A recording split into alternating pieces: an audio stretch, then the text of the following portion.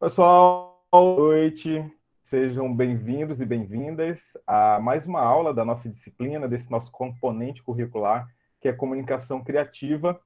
Hoje nós vamos falar sobre coesão e coerência textual, dois elementos importantíssimos para que os nossos textos fiquem bem estruturados e organizados de uma maneira que a mensagem seja bem compreensiva, tá bom? São duas temáticas que a gente já tem certa familiaridade por causa das experiências aí com o Enem ou com outros concursos que exigem a produção de redação. E também, se a gente for pensar na quantidade de mensagens que todos os dias a gente recebe, seja por meios de comunicação mais formais, né, pelos sites, pelos jornais impressos ou online, pelos blogs, mas também se a gente for pensar nas comunicações que tem dentro das organizações em que nós trabalhamos, em que nós estudamos ou que fazemos atividade. E de vez em quando a gente se depara com algumas mensagens que saem muito truncadas, não é? Vocês devem ter aí bem na memória situações em que as mensagens ficaram tão mal redigidas que a gente tem dificuldade de entender qual foi a mensagem que a pessoa quis falar. Então, a nossa aula de hoje é para tratar sobre alguns elementos de coerência textual que podem tornar os nossos textos mais claros, mais concisos, legíveis para a pessoa com a qual a gente está tentando se comunicar, tá bom? Então, essa é a nossa temática de hoje. Vou começar a fazer aqui uma apresentação. Vou precisar, em alguns momentos, da participação de vocês, então vou interromper a apresentação e volto à tela para vocês me. E tem momentos também da aula que eu preparei, em que eu vou deixar uns espaços ali que são para completar. Eu vou manter a apresentação e vou ficar aguardando por áudio. Aí vocês ativem aí os microfones de vocês para dizerem qual é a resposta para as questões, tá bom? Então vamos tentar interagir da melhor maneira durante a nossa aula. Vou começar aqui a projeção. E quem tem dúvida ou algum comentário para fazer, fique bem para fazer em qualquer momento da nossa aula. Alguém só me dá um retorno se está projetando? Se está aparecendo para vocês aí a projeção? Me dê um retorno por áudio, por favor. Tá sim, tá aparecendo pra gente. Certo. Obrigado, Priscila. Priscila, eu já reconheço a voz. Então, pessoal, começo com uma perguntinha. O que é coesão e coerência textual? Essas duas temáticas que sempre nos são cobradas em concursos, em seletivos, ou que são faladas em. Né? Então, são recursos, só para a gente trabalhar a partir de um conceito. Né? Trouxe aqui um conceito bem breve para tratar sobre essa questão e a gente consolidar a ideia, né? Dar o entendimento sobre esses temas. Então, coesão e coerência textual são recursos de texto com princípios básicos para a estruturação do texto. Então, são alguns recursos que a gente pode lançar mão para que nossos textos fiquem mais estruturados e, com isso, a gente consiga facilitar a compreensão da mensagem que está sendo enviada aos nossos destinatários. Então, como funcionam os dispositivos de visão? Vamos primeiro falar, durante a nossa aula de hoje, sobre coesão. E lá para o finalzinho a gente fala um pouco mais sobre coerência. Lembrando, pessoal, que são duas temáticas que estão correlacionadas. Então, tem alguns dispositivos de coesão que vão facilitar, que vão ajudar na coerência textual. Então, uma coisa está muito conectada à outra, tá? Então, nós organizamos os nossos textos quando nós escrevemos utilizando alguns conectivos que ligam diferentes enunciados. E nós vamos tratar sobre alguns tipos de conectivos, algumas expressões também, que podem funcionar para fazer uma ligação entre os textos. Se a gente for pensar na etimologia da palavra de texto, ela está muito relacionada com a tessitura, com a ideia de você tecer algo, né? Então, mas quando a gente pensar nessa textura, nós podemos imaginar como uma coxa de retalhos. A coxa de retalhos, se a gente for tratar essa imagem, a gente vai ver que são vários pedaços que às vezes que nem sempre dialogam muito bem com os outros pedaços, em termos de cores. Tem umas que ficam muito harmônicas, mas outras não, né? Então a gente pode pensar essa textura a partir de um texto que fique ali mais, aliás, de um tecido que fique mais harmônico. Quando eu penso em coesão e coerência textual, eu estou pensando bastante em deixar o texto harmônico. Tá? Então, nós vamos pensar nesses conectivos, ligar diferentes enunciados.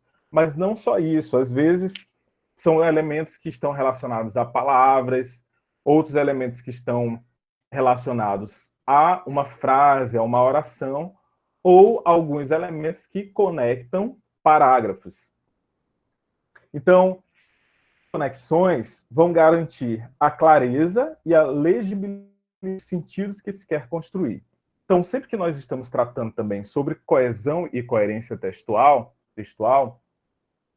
estamos tratando também de um aspecto que está relacionado aos sentidos que aquele texto quer construir.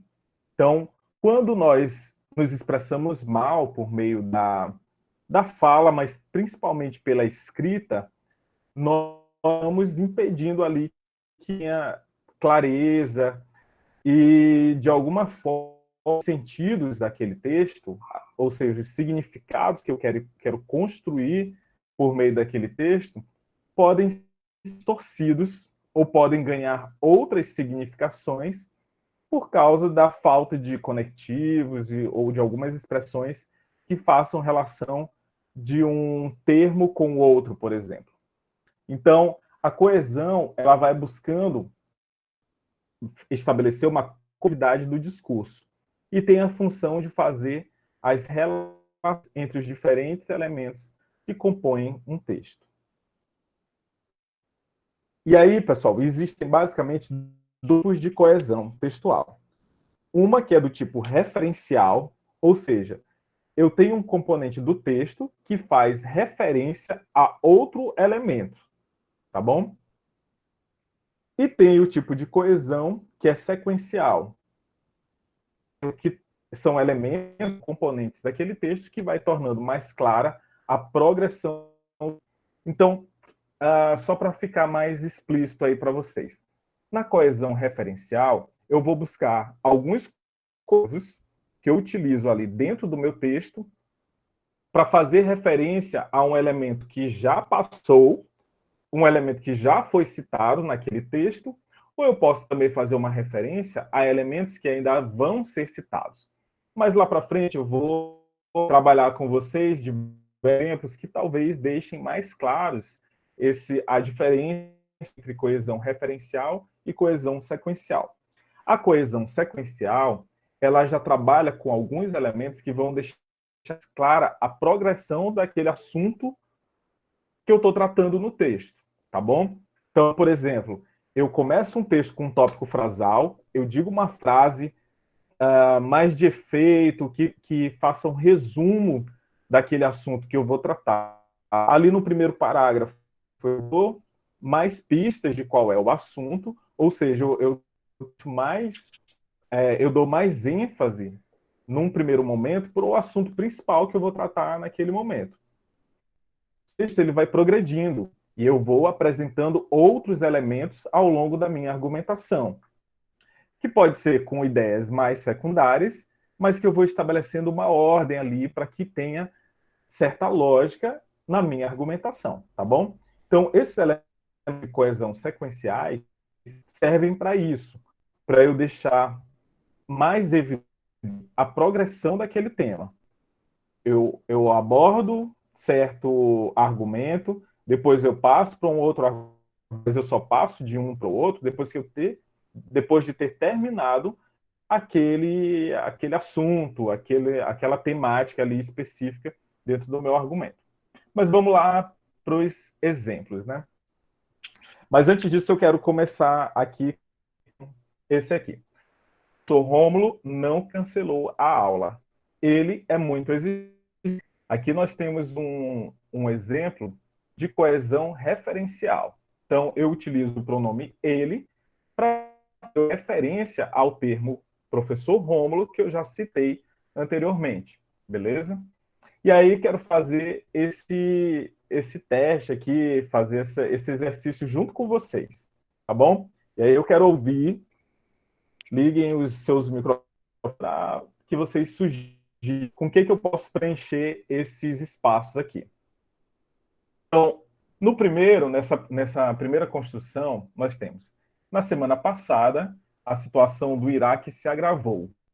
A população, espacinho, recebeu instruções contra mais um possível atentado terrorista. Então, qual é o sentido, o substantivo de sentido mais geral que eu posso utilizar aqui nesse espaço de população para que eu faça uma adição a um termo que já foi citado aí nessa oração? Quem dá? Quem pode ligar aí o microfone para dizer que palavra eu posso utilizar nesse espaço? Qual substantivo?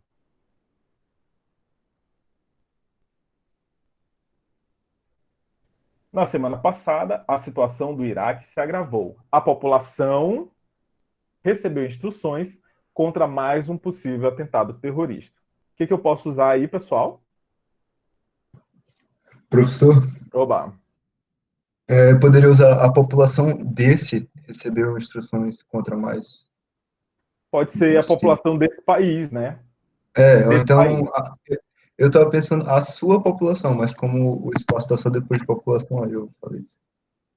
Pode ser a população desse país, pode ser. Mas eu tinha botado até aqui que seria um substantivo de sentido mais geral, né? Então, como é que eu posso chamar a população desse país, do Iraque? Aqui, iraquiana, né? Que é o lá de quem nasce no Iraque. Isso. Mas eu não sei quem foi que deu aqui a resposta por voz, mas está certinho também. Eu posso colocar a população desse país recebeu instruções, ou eu posso botar a sua população recebeu instruções contra mais um possível atentado terrorista. Então, é um elemento que faz remissão a outro que já foi dito anteriormente. E aí tem outro exemplo aqui embaixo. Parece haver um consenso os romanos e os gregos, a população local, pode ser. Teve alguém que falou aqui população local. Deixa eu ver quem foi. Rodrigo. Rodrigo e Priscila também tinha falado iraquiana, né? Então, voltando aqui. Parece haver consenso de que os romanos e os gregos criaram as bases da cultura ocidental. Espacinho no terreno teórico e espacinho prático. Quais são os pronomes que posso utilizar para preencher esses espaços aí, pessoal? Parece haver consenso de que os russos e os gregos criaram as bases da cultura ocidental. Espacinho no terreno teórico, espacinho prático. Quais pronomes? Tanto e quanto, tanto no terreno teórico quanto prático. Será que pronomes? Pronomes. Pronomes que façam referência a romanos e gregos. Quais que eu posso citar aqui? Um outro. Quem mais? Quem mais sugere respostas? Aquelas e esses. Fabiana. Fabiana, eu acredito que seja só o inverno. Ou pode destes no terreno teórico, aqueles no prático, né? Porque no terreno teórico eu acredito que aqui esteja se referindo aos gregos. Então, estes no terreno teórico e aqueles no prático, né? Então, Nesses exemplos que eu citei aqui para vocês, já dá para perceber quais são esses conectivos, quais são essas palavrinhas que ajudam a fazer essa textura no texto, não fique repetitivo, eu não tenho que repetir de novo o Iraque na outra frase que eu vou construir, eu não preciso repetir aqui gregos e romanos, né? Então, buscando outros elementos que são esses conectivos que me ajudam a construir textos de uma forma clara, né? Eu tenho que buscar a clareza. Então, para quem está lendo, eu tenho que deixar muito explícito que, se eu botar este, eu estou me referindo ao termo que está mais próximo, e aquele, eu estou me referindo ao termo que foi citado anteriormente, que está mais distante, né? Então, é preciso que eu esteja escrevendo também para leitores que conheçam as regras gramaticais, as regras da gramática normativa, beleza? Mas vamos trabalhar mais exemplos a partir de agora. Então, pessoal, existem vários mecanismos de coesão referencial. E aí nós vamos começar a trabalhar com mecanismos. Um é a pronominalização, que é a substituição do referente por um pronome. Nós já até fizemos um exercício anteriormente, né?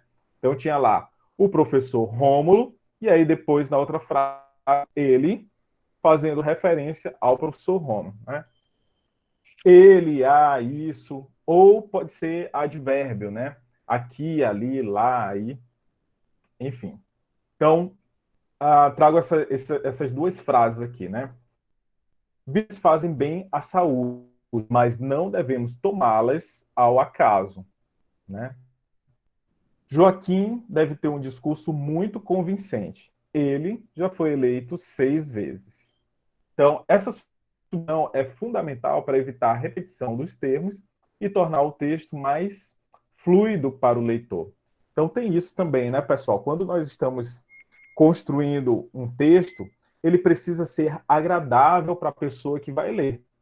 Porque quando vocês recebem um dado da empresa, quando vocês leem uma matéria de jornal, aqueles primeiros parágrafos, o texto não estiver fluido, ele estiver muito travado, muito truncado, a gente perde interesse em continuar a leitura. Então eu preciso ser sempre muito generoso com o meu leitor.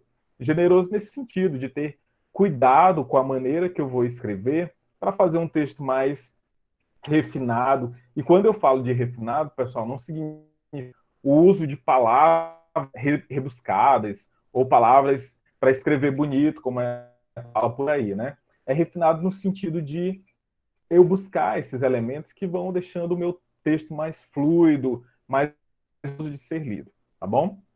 E mais compreensível também. Outro mecanismo de coesão referencial é por numerais. Então, eles substituem seus respectivos referentes textuais. Neste exemplo aqui, nós temos 2 telegramas. O primeiro confirmava a sua chegada, o segundo dizia justamente o contrário. Tá? Então, para que eu explicite, talvez ficasse muito confuso se eu dissesse que logo nos 2 falava de chegada e de partida, né? Então eu posso dizer que o primeiro, e aí eu separo, né? Foram 2 telegramas, mas um confirmava a chegada e o outro dizia justo o contrário. Então, a utilização de numerais, eu posso estabelecer ali diferença de qual está falando e sobre o quê, né? Tem outro mecanismo que é bem conhecido e bem importante da gente utilizar, que é o mecanismo de coesão por elipse. Pessoal, esses nomezinhos, ninguém vai assim, não é que a gente tenha que decorar, né? Mas precisa estar ligado nesses diferentes mecanismos, porque às vezes numa prova de concurso, na prova do ENAD, ou algum seletivo que vocês vão fazer, vai ser cobrado ali o nome do de coesão, tá bom? Mas não vamos trabalhar com essa ideia da decoreba, né? O mais importante é saber como aplicar isso daí na prática, aplicar na produção textual. Mas é bom a gente ganhar familiaridade com alguns desses termos, tá? Então, o mecanismo de coesão por elipse é que a gente faz uma supressão de um elemento linguístico anterior ou anteriormente anunciado. Então, por exemplo, nesse texto aqui, tinha uma voz inconfundível iniciada por mais de 2 gerações. Elis Regina marcou uma fase da MPB. Então, nas 2 primeiras frases, nós não temos aqui o nome dessa pessoa que tinha uma voz inconfundível e que foi apreciada por mais gerações, né? Nós fazemos uma supressão desse elemento. E vejam como quando é bem estruturado, quando é bem trabalhado, mesmo que você faça ação, você vai criando ali um interesse no leitor para ter a resposta de quem é essa pessoa, né? A quem esse texto está fazendo menção, a quem ele está se referindo. Então, tinha uma voz inconfundível e foi apreciada por mais de 2 gerações. Elis Regina, uma fase da MPB. Então, veja o mecanismo por elipse quando eu suprimo um elemento linguístico, que pode ser anterior ou pode ser depois, tá, pessoal? Então, eu poderia ter começado o texto Elis Regina marcou uma fase da MPB. Tinha uma voz inconfundível e foi apreciada. Mas aí, invertendo essa ordem, eu já sinto necessidade de botar o pronome, né? Ela tinha uma voz inconfundível e foi apreciada por mais gerações. Ou a autora tinha uma voz inconfundível e foi apreciada por mais de 2 gerações. Existem várias maneiras, e por isso que eu trago aqui para vocês exemplos desses mecanismos de coesão. Porque existem vários conectivos que eu posso lançar mão para que eu possa construir o nosso texto. E aí o legal de conhecer também esses diferentes mecanismos é que, assim, em uma frase eu posso usar o referencial, eu posso usar o nome, no outro eu posso fazer uma supressão do elemento, de, de, de fazer uma elipse, né? Então, tudo isso vai deixando também o nosso texto mais rico e dinâmico. Eu não construo todos os parágrafos do mesmo jeitinho. Ah, ordem direta, eu cito o referente, depois eu boto o pronome. Não, eu vou fazendo uma alternância desses diferentes mecanismos. Outro mecanismo de coesão referencial é quando a gente faz repetição de nome próprio ou parte desse. Então, nós fazemos uma reiteração total ou parcial do nome próprio da pessoa. Isso daqui é bem comum, bastante comum nos textos teóricos. Então, quando eu estou, por exemplo, iniciando meu artigo científico, ou paper que vocês vão produzir, eu dou ali o nome todinho do autor. O filósofo da linguagem Michel Foucault. Nesse mesmo parágrafo, depois referir a ele dizendo só Foucault. Eu não preciso mais citar o nome inteiro do autor. Então, eu faço uma reiteração parcial daquele nome. Neste exemplo, nós temos Lígia Fagundes Telles, é uma das principais escritoras brasileiras da atualidade. Lígia é autora de Antes do Baile Verde, um dos melhores livros de contos da nossa literatura. Então, eu posso repetir o nome dela, mas em vez de pôr o nome inteiro da eu boto só uma parte dela, né? Que pode também ser o sobrenome. É muito comum nos textos teóricos, nos textos acadêmicos, que a gente refira ao último nome, ao sobrenome da pessoa, ao último sobrenome da pessoa, né? Então seria aí, Teles, é autora de Antes do Baile Verde. Mas aí, pessoal, tem outras formas também de a gente estruturar, né? Poderia botar ela é autora, ou podemos botar a autora de Antes do Baile Verde, a autora que escreveu Antes do Baile Verde, que é um dos melhores livros de contos da nossa literatura. A gente pode ir buscando outras formas também de reestruturar essas frases, né? Metonímia. é quando fazemos a substituição de uma palavra por outra numa relação de contiguidade. Pessoal, ritmo bacana, quem me dá um retorno aí? Tô passando pelo muito rápido, ou tá num ritmo que dá para todo mundo pegar, para todo mundo entender? Tá tranquilo, Fabiana? Beleza. Então vamos seguir. Então a metonímia é quando a gente faz substituição de uma palavra por outra numa relação de contiguidade semântica. Pessoal, sempre que a semântica, estou me referindo aos sentidos, aos significados de uma palavra, aos significados de um texto, ao significado de uma frase, tá bom? Então, semântica está sempre relacionado ao sentido, aos significados. Então, na metonímia, é quando eu faço uso de uma palavra que tenha alguma relação de sentido, alguma relação semântica entre elas. E aí, por exemplo, Santos Dumont chamou a atenção de toda Paris. O Senna curvou diante de sua invenção. Pessoal, por que eu utilizo o Senna nessa construção aqui, nessa oração? Quem pode me responder?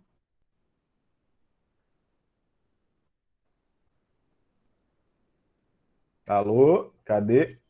Cadê o pessoal? Quem pode me responder? Por que a utilização do Senna?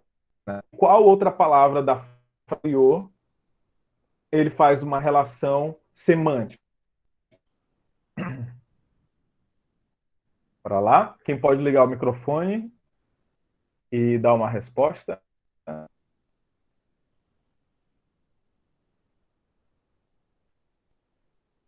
Santos Dumont chamou a atenção de toda Paris. O Senna curvou-se diante de sua invenção. Esse daqui é um mecanismo de metonímia, né? Eu vou substituir uma palavra por outra, buscando uma relação entre essas palavras. Por que usar o Sena? Professor? Oba! Sena é aquele rio, na França? Rio Sena. O rio sempre tem na cidade, em qual cidade? Paris. Em Paris, né? Então, qual é a outra palavra que ele faz relação de sentido nessa construção aí? A Paris, né? Então, Santos Dumont chamou a atenção de toda Paris. O Senna curvou-se diante de sua invenção. Então, eu subo a palavra Paris, que eu já citei, que eu poderia dizer também a cidade-luz, né? Como Paris é parecida. Mas eu utilizo uma palavra que tem uma relação semântica ali. Porque o Sena é bastante conhecido por ser um dos pontos turísticos lá de Paris. As pessoas fazem passeios por ele, né? Então, eu posso fazer essa substituição de uma palavra, mas buscando outra que tenha uma relação de sentido entre elas, tá bom? Então, por isso que aqui a gente usa muito, né?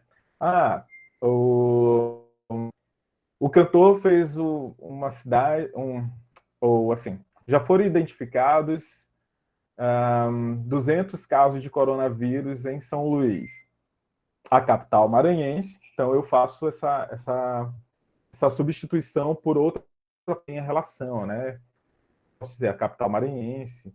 Quando se fala sobre o aspecto cultural de São Luís, pode dizer a Jamaica brasileira, né? Então, é sempre palavras que tem ali uma relação de sentido, que eu possa fazer uma remissão àquela palavra que estabeleça relação com outra que foi citada anteriormente, tá bom? Para eu não ter que repetir.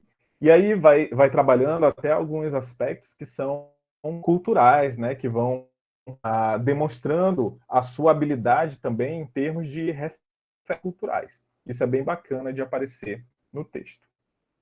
Mas sempre lembrando que, assim, quando a gente escreve, quando falei isso de mostrar o nosso repertório cultural, me veio isso à memória, né? De que sempre que a gente escreve, nós temos que levar em consideração para quem nós estamos escrevendo. Tá bom, pessoal? Então, eu recorro a essas estruturas quando eu tenho pelo menos uma ideia de que os meus interlocutores vão compreender esse tipo de substituição semântica que eu vou fazer, tá bom? Então tem que ser algo que faça sentido para outra pessoa para quem eu estou escrevendo. Outro mecanismo de coesão referencial é o epíteto, né? Que é uma qualificação elogiosa ou injuriosa atribuída a alguém. Então, por exemplo, Glauber Rocha, filmes memoráveis. Pena que o cineasta mais famoso do cinema brasileiro tenha morrido tão cedo. Então, eu faço uma qualificação elogiando a pessoa, ou eu poderia falar sobre, não só elogiando, né, mas poderia ser algo injuriando, de injúria contra aquela pessoa, né?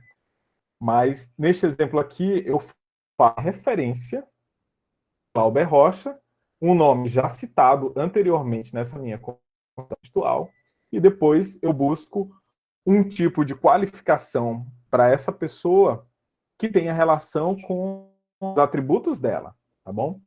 Então, Glauber Rocha é conhecido como o cineasta mais famoso do cinema brasileiro, então eu faço uma referência a ele usando essa qualificação elogiosa.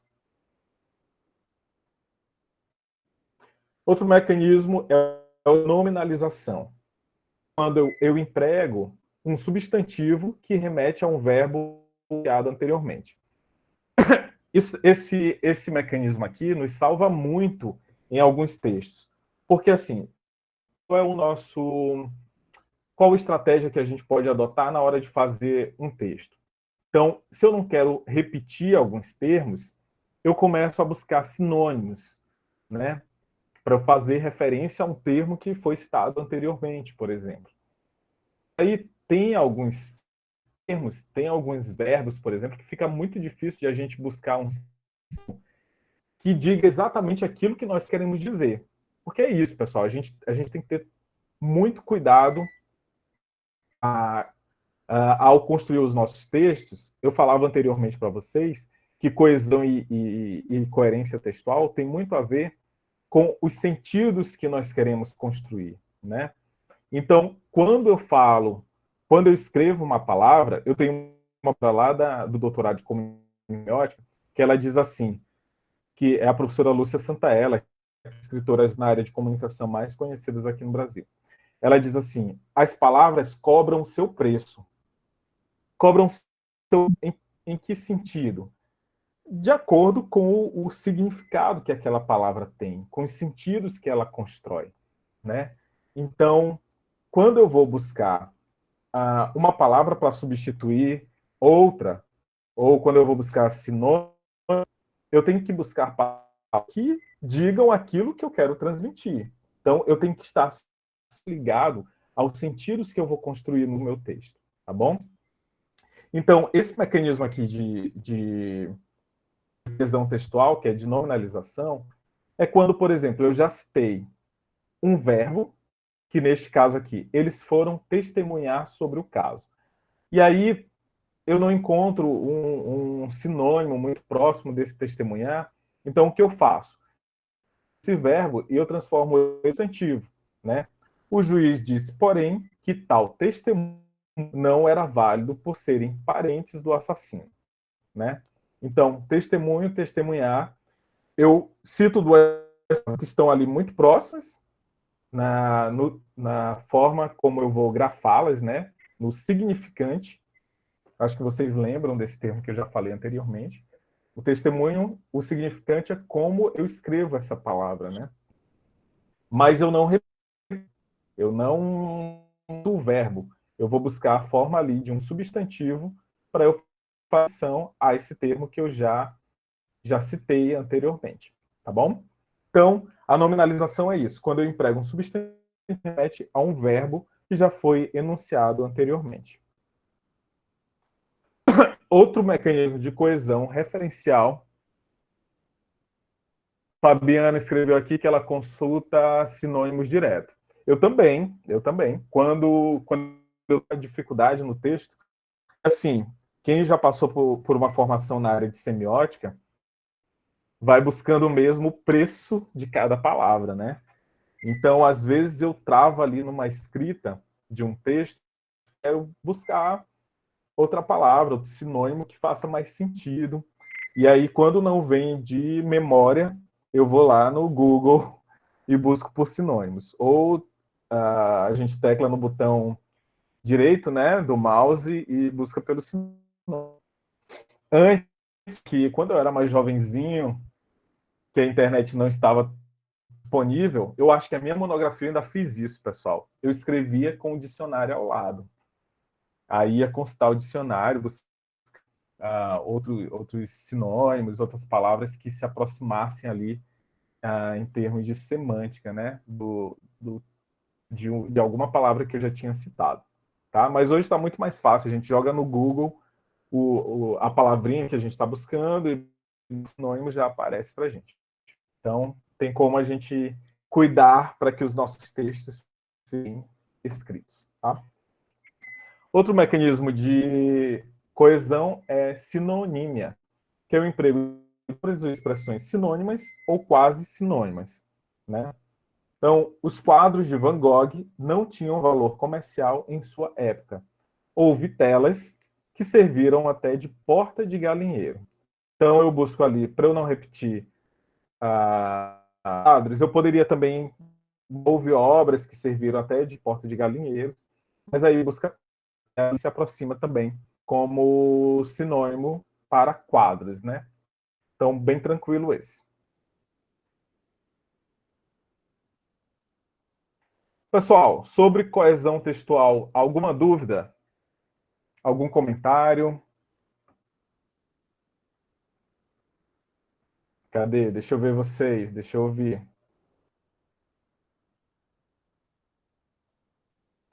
Pessoal, sobre essa primeira parte da nossa aula, alguma dúvida? Algum comentário? Como é que vocês costumam acionar esses diversos mecanismos nos textos de vocês? Vocês têm dificuldade? Tranquilo? Quem pode me dar um depoimento aí? Cadê? Cadê a turma? Não uso muito, Caio. Como é que tu faz, então, para manter a coesão dos teus textos? Como é que faz?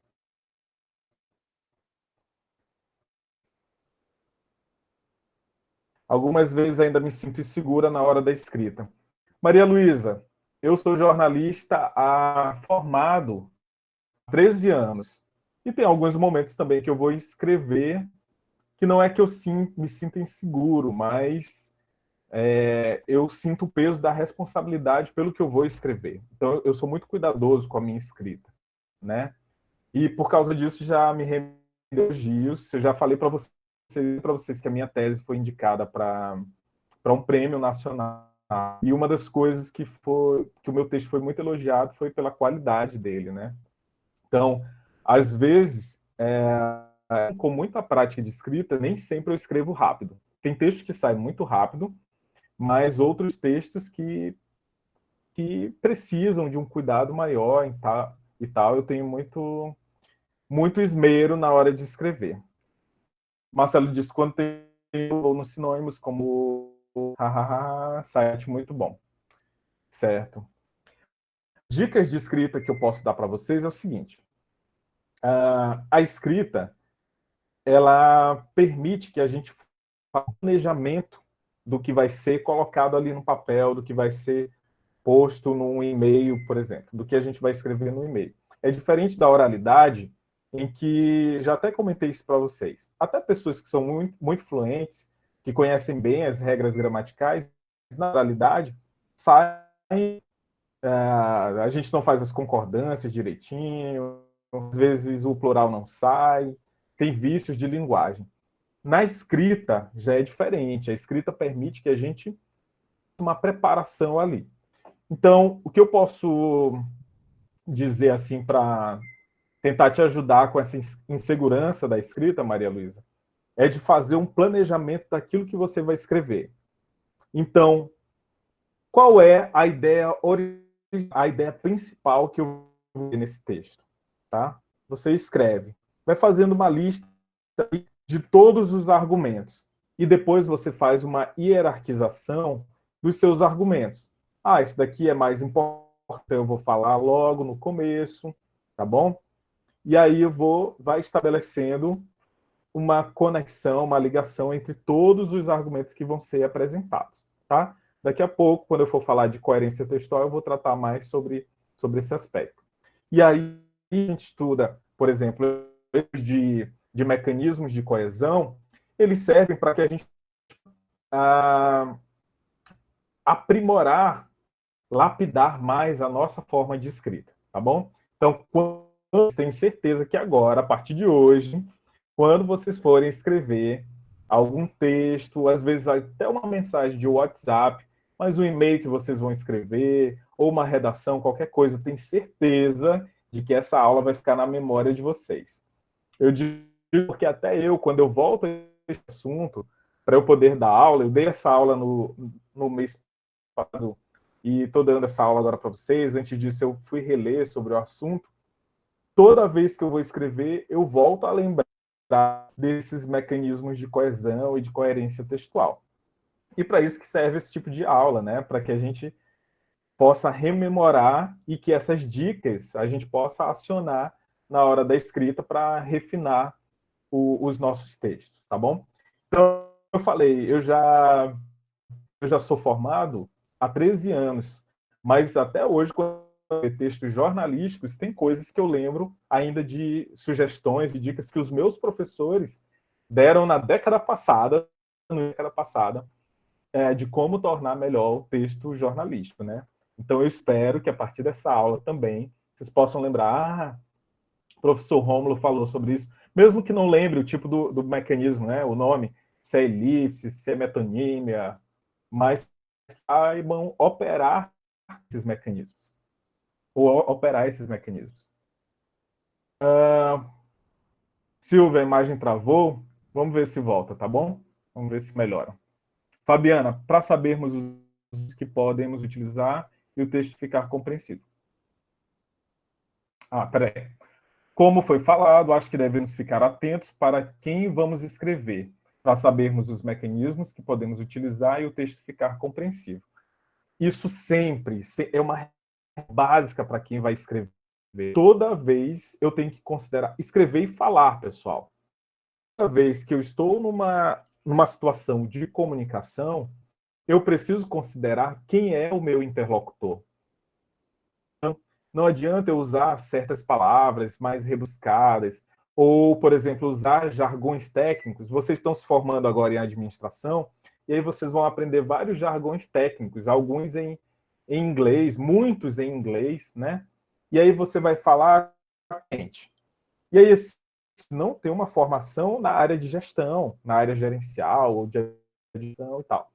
E aí você vai falar com essa pessoa usando esses jargões da profissão. Então, você vai ali conseguir alcançar o seu propósito, que é de uma comunicação clara, de uma comunicação direta e que vocês façam entender, tá bom? Isso serve também para a utilização desses mecanismos. Então, quando você vai substituir um termo por outro, você tem que saber se é seu interlocutor, repertório para compreender aquela sua.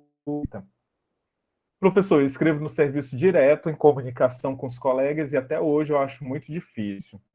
Silvio, me fala a tua maior dificuldade na hora de escrever uma comunicação para os teus colegas. Porque é isso, pessoal, que eu quero pensar junto com vocês. Não sei se vocês já viram, mas a capa da Você S.A. desta semana está falando sobre ruídos na comunicação empresarial. Eu, inclusive, já convido, na sexta-feira, eu vou fazer uma live que vai ser transmitida nos canais da UNDB para falar sobre essa temática dos ruídos na comunicação em época de crise. E esses ruídos na comunicação são muito provocados por esses e-mails mal redigidos, por exemplo. Se a gente for pensar ali no nível de uma empresa, não estou falando de comunicação externa ainda, mas se for uma comunicação interna ali entre os funcionários de nível ou entre chefia e seus funcionários, tá? Tem várias mensagens que são mal compreendidas, e a gente já conversou sobre isso, né? Sobre os prejuízos que tem na comunicação por causa de ruídos que são provocados por mensagens mal elaboradas. Mas, Silvio, quer me dizer aí quais são as tuas maiores dificuldades? Para ver se eu te ajudo. E aí, com isso, ajuda o resto da turma? Antônio botou assim: quando estou me comunicando verbalmente, sinto dificuldade de comunicar. Às vezes tenho que repetir 2 vezes de falar. Antônio, uma coisa que pode te ajudar é o seguinte, pessoal, para todo mundo, uma coisa que nos ajuda muito a ir bem e a falar melhor é ler bastante. Porque nós vamos nos adaptando por meio da leitura com a pontuação, fazer pontuação mais adequada, com a estruturação das frases. Então, a primeira dica de todas é ler bastante. E aí, Antônio, às vezes, quando nós vamos escrever, nós nos muito nas nossas ideias. E a gente se perde por quê? Nós queremos falar tudo de uma vez, tá? Então, a gente pode usar aquela mensagem. Eu falo um argumento principal, depois eu falo outro, depois eu apresento outro dado. Então, pode ser, talvez a dificuldade venha disso, de você ser entendido, tá bom? Talvez você está citando ou soltando todas as de uma vez.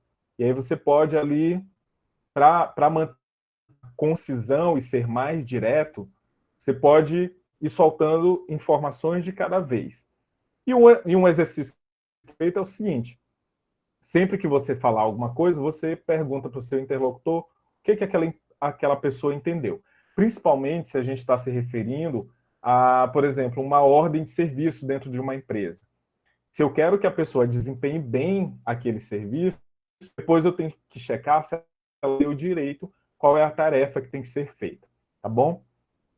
Então, na escrita, tem coisas que a gente pode se policiar também.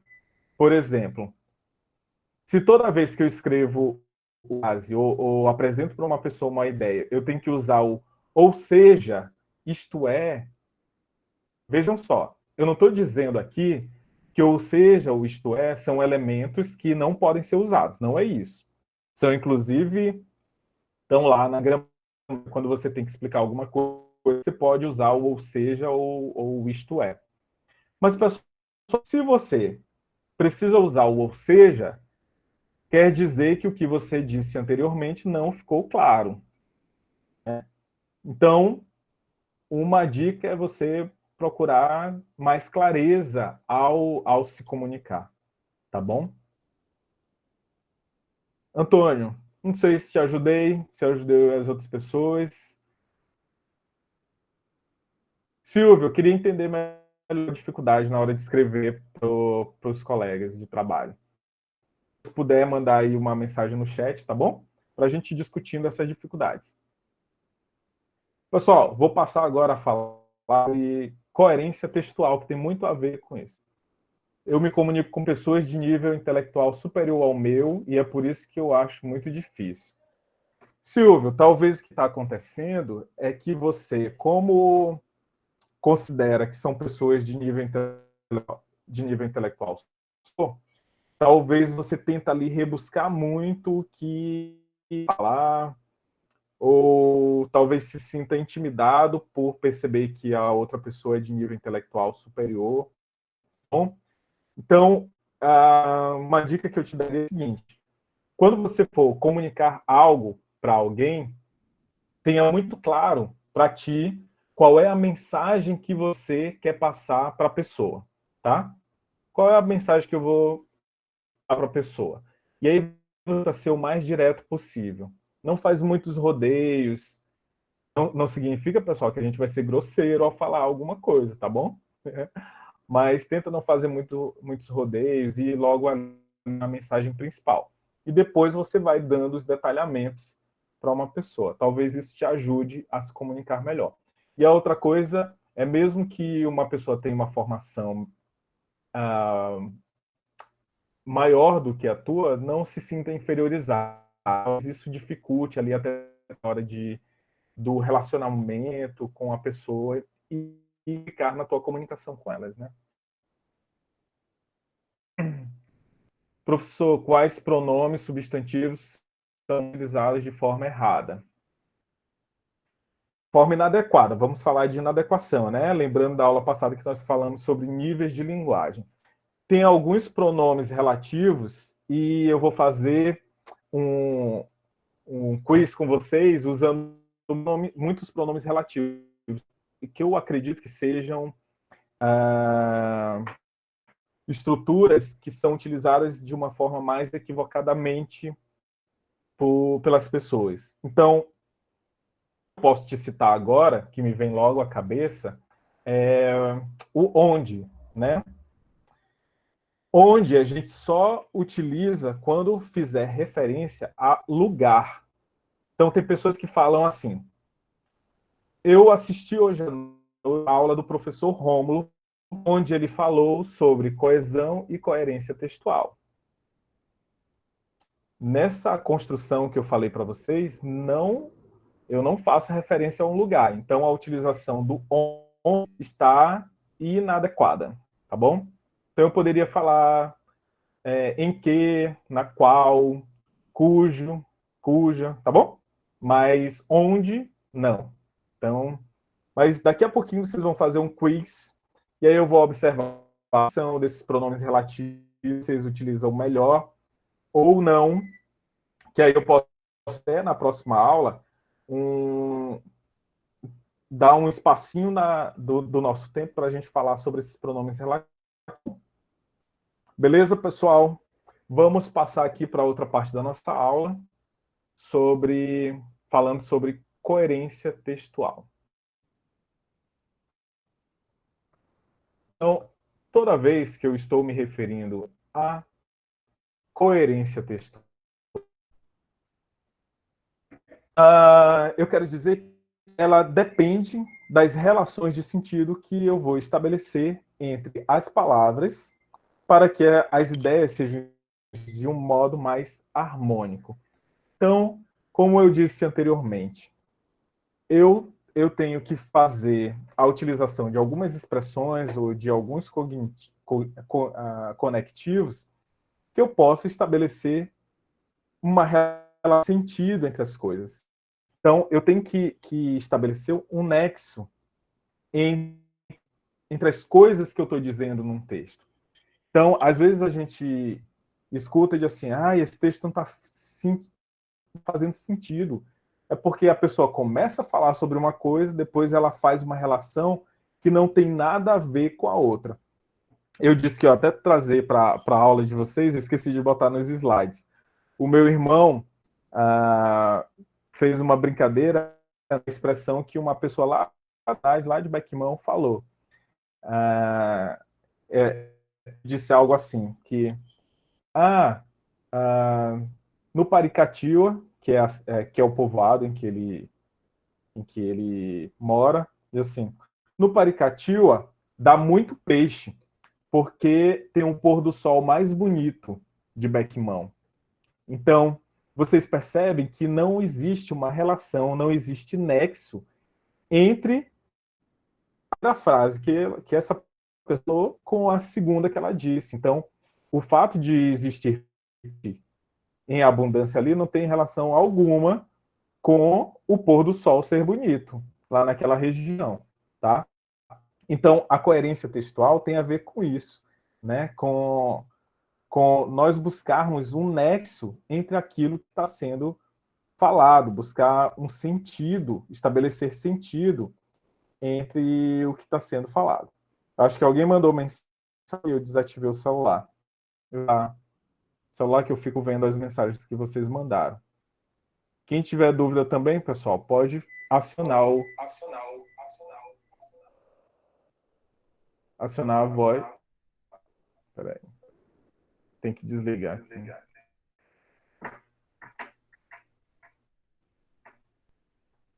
Oba. Certo. Deixa eu ver qual foi a mensagem mandada. Não apareceu aqui para mim. Quem mandou mensagem, pode mandar de novo, porque eu tinha saído do celular. Certo. Então, coerência textual com essa relação de dependência de uma palavra com a outra, né? Entre as frases e também em parágrafos.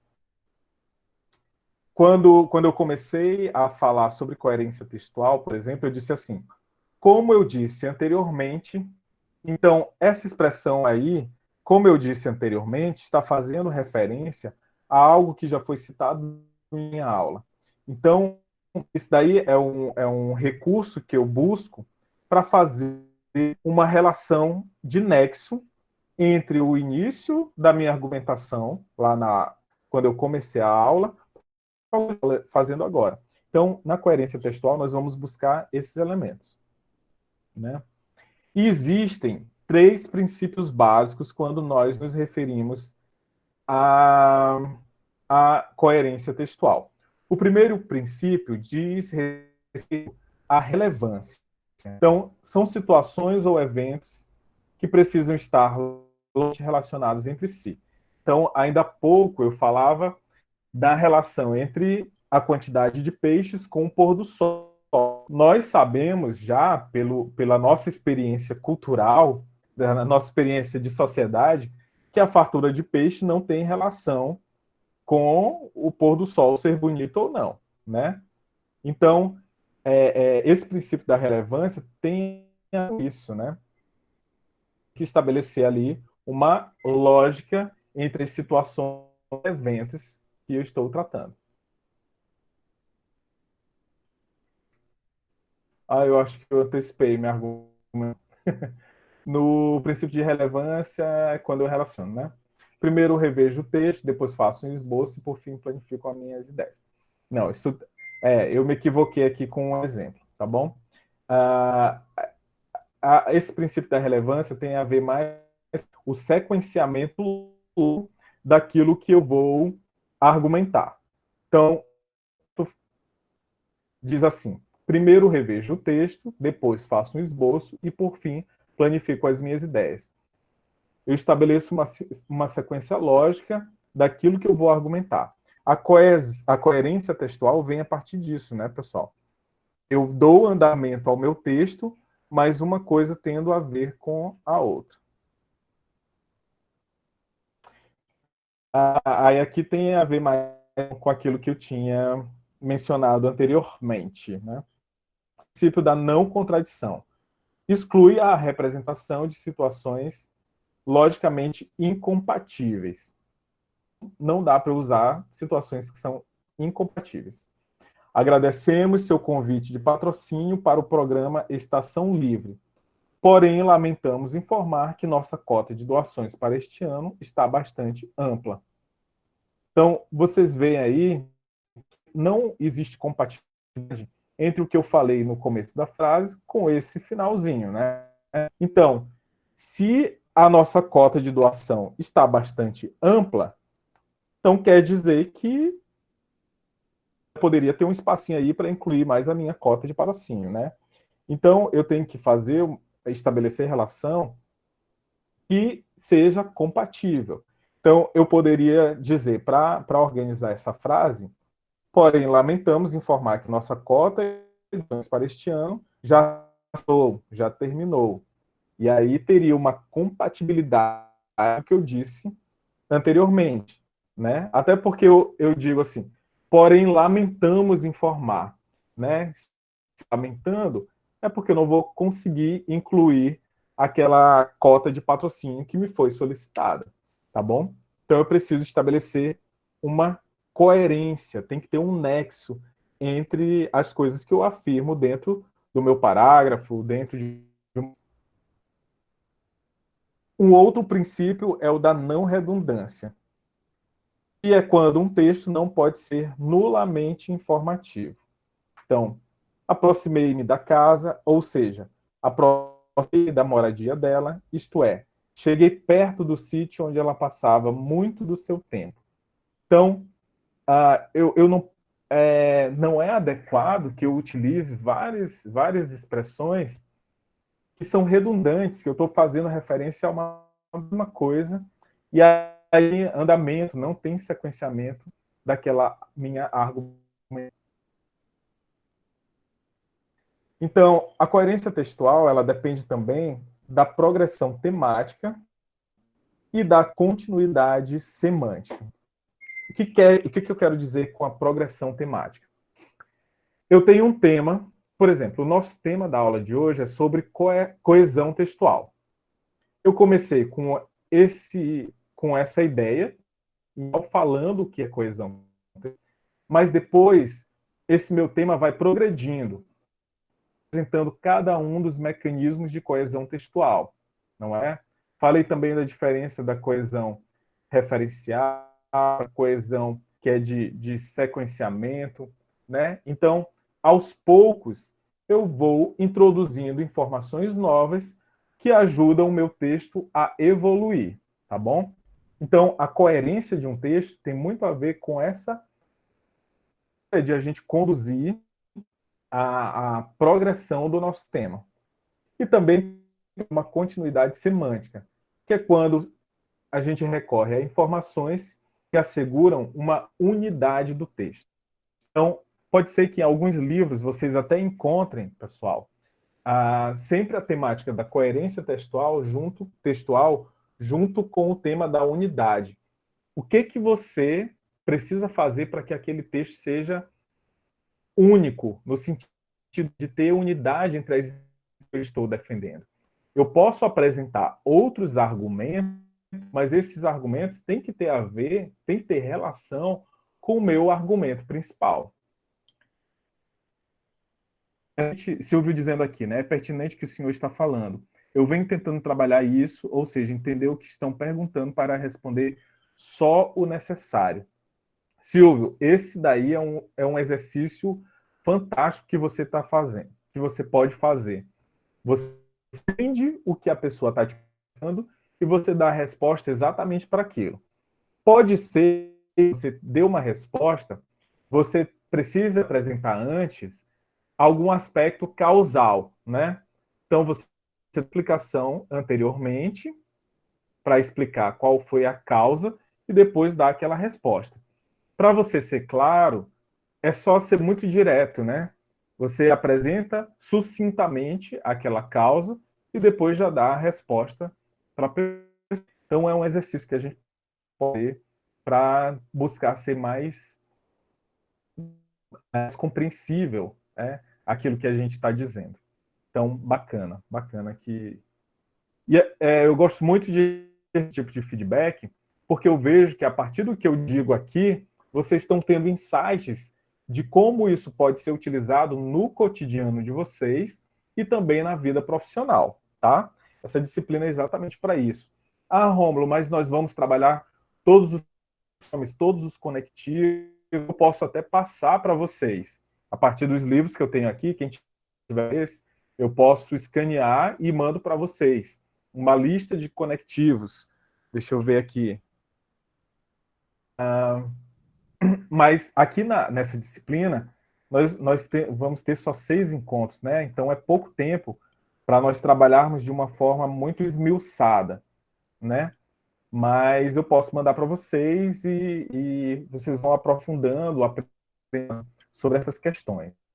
Mas o mais legal é que a partir do que a gente conversa aqui, que você sites, eu preciso melhorar isso, ou será que os meus e-mails eu estou escrevendo lá no meu trabalho de uma concisa, direta, clara, para que as pessoas me compreendam melhor? É isso que eu espero aí de vocês, tá bom?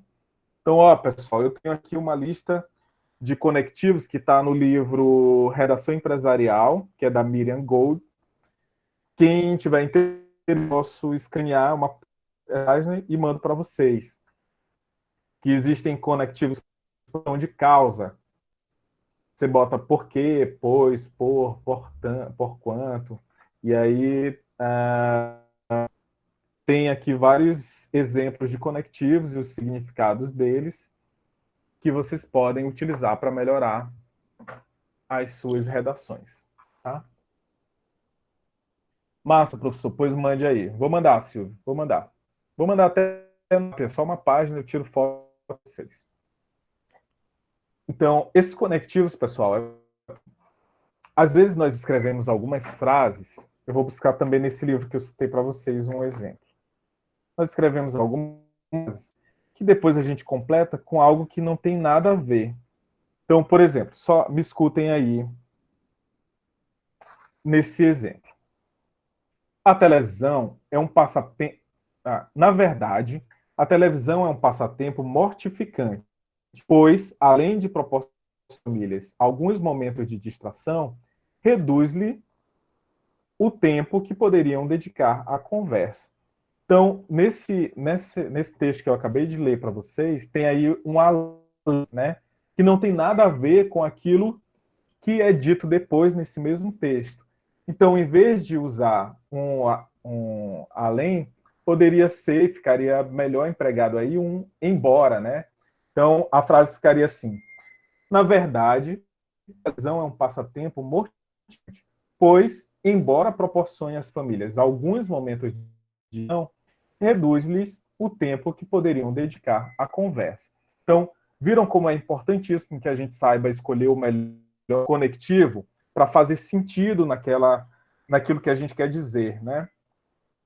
Então, é bem bacana. Eu vou mandar para vocês essa lista dos principais conectivos e os significados.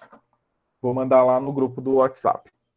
Pessoal, o outro aspecto importantíssimo é a pontuação. Cara, não tem coisa pior num texto do que textos mal pontuados, né?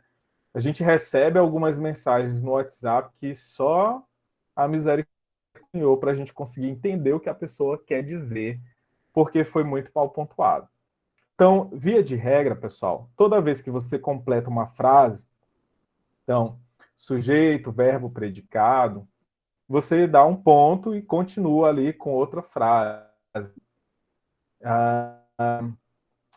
E aí, não temos espaço aqui também para a gente sobre vírgula, tem muito uso inadequado da vírgula, principalmente separando o verbo. Então, é como se aqui, ó, a pontuação é também fundamental. Se eu colocar... Tem gente que faz uma pausa na leitura, né?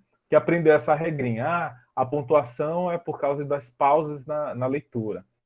Então, tem gente que lê assim: a pontuação é fundamental para o coerente texto. Aí tasca uma vírgula aqui entre o sujeito e o verbo, né? A pontuação, vírgula. Esse é um equívoco muito recorrente em textos. Eu faço muita revisão de texto, inclusive de mestrado, doutorado, e esse daqui é um erro recorrente, tá bom? Então, sugiro para vocês também que dê uma pesquisadinha aí sobre pontuação, tá? Por exemplo, aí eu escrevi aqui: professor, a atividade está na plataforma, eu não sei as aulas. Gente, se eu receber uma mensagem como essa no WhatsApp, eu não vou entender o que a pessoa quis me falar. Muito bem, né? Não está pontuado adequadamente. Então eu boto: um professor, né? A atividade está na plataforma. Eu estou perguntando, então, interrogação. Tem uma galera que vai escrever uma pergunta e esquece de botar interrogação. A gente tem que adivinhar se ela está afirmando algo ou se ela está... Eu não sei. A pessoa diz: eu não sei. Faltei a aula, né? Então, eu não sei. Ela concluiu essa frase, dá um ponto e continua com outra frase, tá bom? Pontuação importantíssimo para que a gente consiga se expressar de uma maneira mais clara. Outras dicas aqui para vocês, para que a gente possa melhorar a produção. Precisa organizar a mensagem de uma forma sequenciada. Claro que existem vários tipos de texto, nós vamos falar sobre isso na aula que nós tratamos sobre texto e contexto, né? Nós vamos falar esse tipo de texto, sobre dissertação, texto dissertativo, narrativo, argumentativo e tal. Então, por exemplo, se eu faço uma narração, pode ser que eu utilize um tempo que é um tempo psicológico, não é aquele tempo sequencial, tá bom? Mas, em geral, nós precisamos argumentar ou organizar as nossas mensagens de uma maneira sequenciada. Eu falo sobre uma coisa, depois eu falo outra, depois falo outra, mas tudo tendo relação de uma coisa com a outra, tá bom? Para isso, é bom escrever o texto em função da ideia principal, e aí a gente precisa parar na hora de planejar o nosso texto. Qual é a ideia principal que eu vou defender nesse que eu vou escrever? Então, tudo que você vai apresentar depois em termos de argumentação tem que estar relacionado com essa ideia principal. Então, eu preciso também ter bastante atenção à significação das palavras, o que essas palavras realmente significam, o que elas querem dizer, o que esses conectivos, quais são os sentidos, quais são os significados desse conectivo, para que eu use o conectivo mais adequado a cada situação. Manter o vínculo semântico entre as palavras, que é aquilo que eu falei para vocês, né? Então, se eu vou fazer uma substituição de Paris pelo Rio Sena, por exemplo, eu tenho que buscar palavras que estejam ali no mesmo campo semântico daquela que eu estou substituindo, tá bom? Quando a gente vai estruturar os parágrafos, a ideia é que, assim, eu conclua aquele até o final. Então, o que faz eu diferenciar um parágrafo do outro é isso. Então, sobre um tema, eu tenho vários argumentos. Então, no segundo parágrafo, eu vou apresentar um argumento que é comum. No terceiro parágrafo, eu vou trazer outro argumento com exemplos sobre aquela minha temática, tá bom? Mas eu preciso escrever aquela ideia, aquele argumento até o final para que eu possa passar para outro argumento. Tá? Isso ajuda a no nosso texto ali todo atropelado. Eu nem terminei de falar uma coisa, eu já do outro, e deixo o meu leitor zonzo, completamente confuso sobre aquilo que eu estou tratando. Né? E outra coisa, conhecer bem os conectivos e os termos que nós podemos utilizar para fazer uma transição de um parágrafo para outro. Então, por exemplo, se eu estou fazendo uma redação para o Enem, eu faço a minha introdução, lá na introdução eu abro com um tópico frasal, que eu já faço uma interrogação de uma forma bem direta do meu tema. Depois eu apresento aquele tema de uma forma mais geral, já explicitando alguns argumentos que eu vou trazer ali no decorrer do tema. Eu faço correlação com algo da atualidade, posso citar um filme, um livro que foi lançado sobre aquela temática e tal. Aí no segundo parágrafo, eu apresento um aspecto que seja que reafirme o funcionamento. No terceiro parágrafo, eu vou apresentar algo. Aí, por exemplo, eu posso usar um termo de transição como assim: infelizmente, tal questão não tem esse mesmo desdobramento. Ou por isso, desse modo. Não, desse modo já é mais para conclusão. Tá bom? Então, esses termos de transição que eu escrevo aqui para vocês, esses conectivos, são essas palavrinhas que vão fazendo ali a ligação entre os meus e entre os diferentes parágrafos que eu vou construindo, tá bom? Então, algumas dicas que eu trago para vocês hoje sobre coesão e coerência textual, e aí a gente pode continuar a nossa conversa a partir das dúvidas de vocês, a partir das experiências que vocês têm. O que vocês acharam sobre essa temática de coesão e coerência? Bastante pertinente, né? Nós nos deparamos todo com textos que não são bem escritos e que, por isso, o entendimento dessas mensagens fica bastante comprometido, né? Eu queria muito, tivesse bastante tempo, eu tenho esse textinho aqui, esse livrinho é muito legal, Redação Empresarial, da Miriam Gold, não sei se vai estar focando para vocês, bem blogueiro, né, pessoal? Que tem bastante dicas sobre empresarial, ele é bem sucinto, né, de escrever. Eu tenho outros aqui que eu gosto bastante sobre essas temáticas. Vou mandar para vocês essa lista dos conectivos. Pessoal, dúvidas? Dizendo que eu queria ter mais tempo para trabalhar as minúcias desse texto. Olha, o Matheus falou aqui, foi quando eu citei, né, a famosa backseat. É isso, trazendo exemplo lá de backseat para as nossas aulas. Pessoal, cadê vocês? Dúvidas? Comentários? O que mais? Em que eu posso ajudá-los sobre coesão e coerência textual? Se vocês não têm mais dúvidas, queria abrir. Eu pedi na aula passada que vocês baixem. Preciso ler mais, Silvio. Isso daí é uma dica para todos nós, Silvio. Às vezes, de tanto tempo, né? Eu estava vendo. Claro que assim, eu trabalho bastante utilizando celular, então é compreensível que a minha utilização seja grande, né? Mas olha, a minha média diária nessa semana, eu acho que não vai dar para mostrar para vocês, mas eu passei 9 horas e 55 minutos nessa semana utilizando o celular, viu? Eu tenho o Kindle, que eu faço algumas leituras do Kindle no meu celular. Boa parte, pessoal, foi em WhatsApp e Instagram. Então a gente pode utilizar mais tempo que a gente gasta aí nas redes sociais para a gente fazer algumas leituras que nos ajudem a aprimorar a nossa escrita e tal. Pessoal, eu tinha pedido para vocês para baixar o aplicativo chamado Socrative. Vocês baixaram? Vocês têm ainda no celular? Me dê um. Sim, sim, beleza, beleza. Eu vou passar aqui, então, o código do mês. Cadê?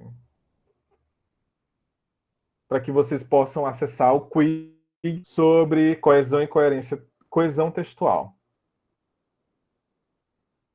Deixa eu pegar aqui o código da sala.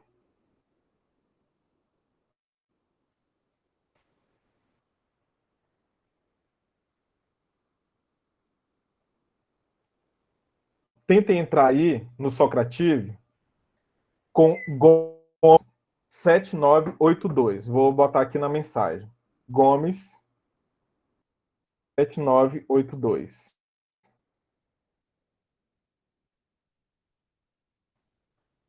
Só Marcelo e Antônio me deram um retorno aqui se já tem o Socrative. Vê se vocês conseguem acessar a sala, a minha sala de Gomes 7982. Entrei pelo PC. Olha uma dica aí, quem não tem um aplicativo pode entrar pelo PC. Maria Luísa, tenta entrar aí na minha sala, que é Gomes 7982. Deixa eu ver se está aparecendo para vocês.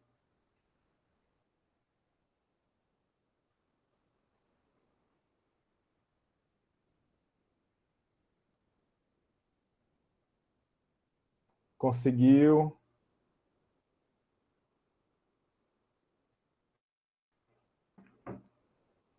Isso, Marcos, Socrative. Maria Luísa, quer mandar o link aqui para o pessoal? Ah, beleza.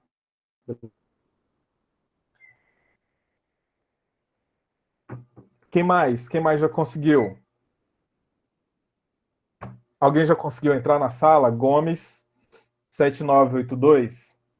Me dê um retorno aí, pessoal. Certo. Deu certo, professor. As questões já estão disponíveis. Pronto. São 10 questões. Eu vou dar 5 minutinhos para vocês. Pode ser? Porque eu já consigo ter. Ou 10 minutos. O que vocês me dizem?